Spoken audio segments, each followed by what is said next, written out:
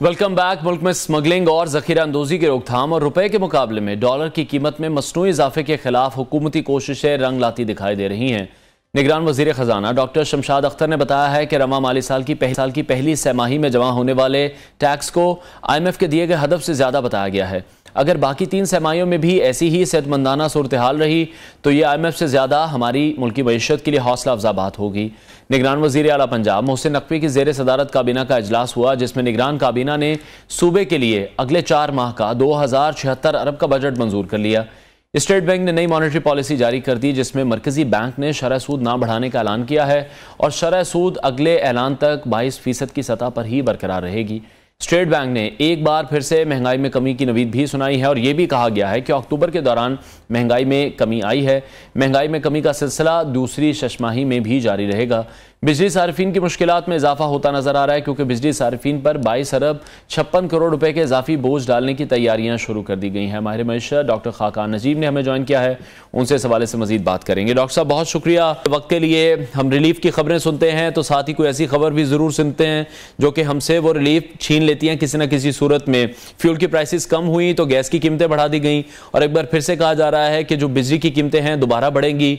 और ये भी सुनने में आ रहा था कि आज के दिन के 12 बजे के बाद हम देखेंगे कि फ्यूल की प्राइसेस कुछ कम जरूर होंगी। बिस्मिल्लाहिर्रहमानिर्रहीम। अनवार, ये बात सही है कि एनर्जी प्राइसेस जो हैं उन्होंने दुनिया भर में लोगों को एक ऐसी मुश्किल में डाल दिया है कि उनके जो कॉस्ट ऑफ डूइंग बिजनेस है या cost of running the home है, ये दोनों जो हैं वो डिस्टर्ब हुए हैं, इसमें कोई शक नहीं है। पाकिस्तान दुनिया का वो मुल्क है जो 25% जो पाकिस्तान की इंपोर्ट्स हैं वो एनर्जी पे हैं। पाकिस्तान अपनी बहुत बड़ी नीड्स पेट्रोलियम सेक्टर में फॉर एग्जांपल 70% के करीब इंपोर्टेड एनर्जी से पूरी करता है। हमने अपनी इंडिजिनस रिसोर्सेज यानी कि वो रिसोर्सेज जो हमारे पास थे, चाहे वो खुदाई करके और गैस निकालना हो, चाहे वो एक्सप्लोर करके और पेट्रोलियम प्रोडक्ट्स निकालना हो, चाहे वो आबी ज़राए से बिजली बनानी हो, चाहे वो विंड से बिजली बनानी हो, चाहे वो सोलर से बिजली बनानी हो, हमने ये सारे काम जो हैं नहीं किए। एक ना करने की वजह ये थी कि हमने एफिशिएंटली कभी भी इन सेक्टर्स को रन नहीं किया। हमने इन सेक्टर्स को सरकार की तहवील में रखा और वो ना कि कमर्शियल एंटिटीज बनकर अपना कैपिटल एक्सपेंडिचर भी करें और आगे बढ़ें।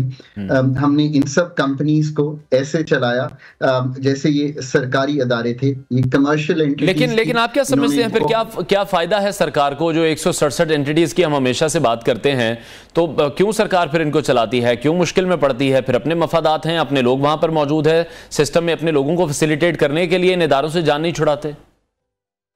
अनवार साहब, ये तो all of the above is the answer to that कि हम ये सब कर भी नहीं पाए और हम इस माइंडसेट से भी नहीं निकल पाए कि सरकार का काम कमर्शियल या ऑपरेशंस चलाना नहीं है, बल्कि पॉलिसी बनाना, रेगुलेट करना, एक फॉरवर्ड लुकिंग विजन क्रिएट करना, लोगों में उम्मीद कायम करना और जो बाकी इंपॉर्टेंट काम है, foreign affairs, defence, may be provincial सतह पर हेल्थ और एजुकेशन देना, फाइनेंस देखना मुल्क का। ये बात तो एक कलीदी है जो मैंने सामने रखी है। शॉर्ट रन में गैस की कीमत थोड़ी अभी बढ़ने जा रही है। थोड़ी मैं इसलिए कहता हूं कि जो प्रोटेक्टेड कैटेगरीज हैं उनके लिए 400 रुपए ही बढ़ी है, बट ये तकरीबन 57% गैस के जो कस्टमर्स हैं, पर गैस ही सिर्फ 30% लोगों को मिलती है, बाकी तो सब LPG लेते हैं। तो आप खुद सोचिए ना कि ये जो LPG है वो तो बहुत महंगी है, तो ये गैस हम दे रहे थे बहुत से उन लोगों को जो पाकिस्तान की वेल ऑफ सोसाइटीज हैं, जो अच्छी सोसाइटीज में रहते हैं, उनको हम सस्ती गैस दे रहे थे। उनको इक्विवेलेंट कर देना चाहिए मेरे ख्याल में कि बिजली की जितने की वो खरीदते हैं उतने की गैस खरीदें, ताकि वो गैस से मूव अवे करें। घर में गैस 20% एफिशिएंसी पे यूज होती है, अगर पावर प्लांट में यही गैस यूज हो रही हो तो ये 60% एफिशिएंसी पे होती है। तो इसके बारे में सोचिए।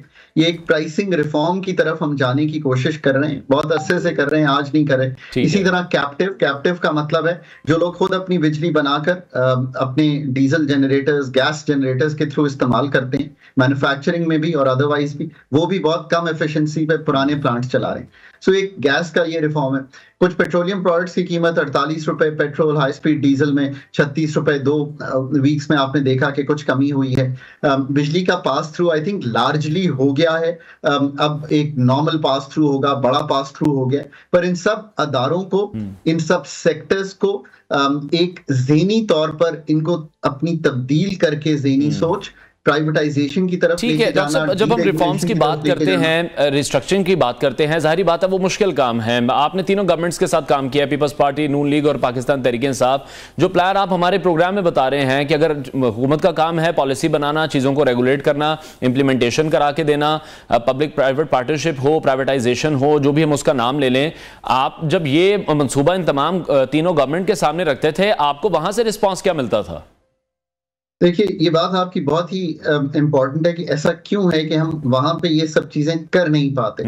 ऑनेस्टली आई थिंक सबसे बड़ी बात जो ये है कि जो भी पॉलिटिकल पार्टीज गवर्नमेंट में आई हैं या आती हैं, उनको बहुत वेल प्रिपेयर्ड होना चाहिए और उनकी थिंकिंग ऑलरेडी आई थिंक थोड़ी जी इन पे नहीं सका।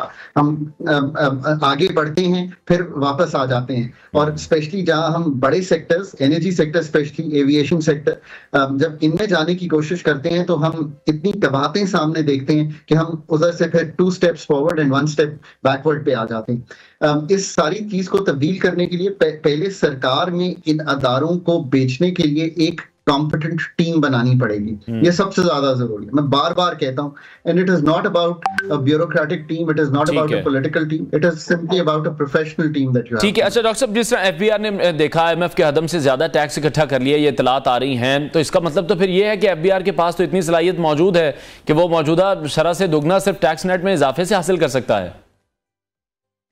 आपकी बात दुरुस्त है। जो इस वक्त टैक्सेस लगे हुए हैं, अगर इनका इजरा प्रॉपरली कर दिया जाए, नए टैक्सेस ना भी ऐड किए जाएं, तो आप ये देखेंगे कि पाकिस्तान इस वक्त अगर 9,400 अरब इस साल कलेक्ट करने की कोशिश करेगा, तो ये 10, 11, 12 हज़ार तक का जो फिगर है वो अचीवेबल है। क्योंकि इस वक्त बहुत सी ऐसी जगह हैं जहां पे टैक्स लगा हुआ है बट हम कलेक्शन उतनी नहीं कर पा रहे। इस वक्त एफबीआर ने 1977 अरब का टारगेट था जो IMF के साथ तय हुआ था। आई थिंक दे आर 2041, 2041 पे हैं।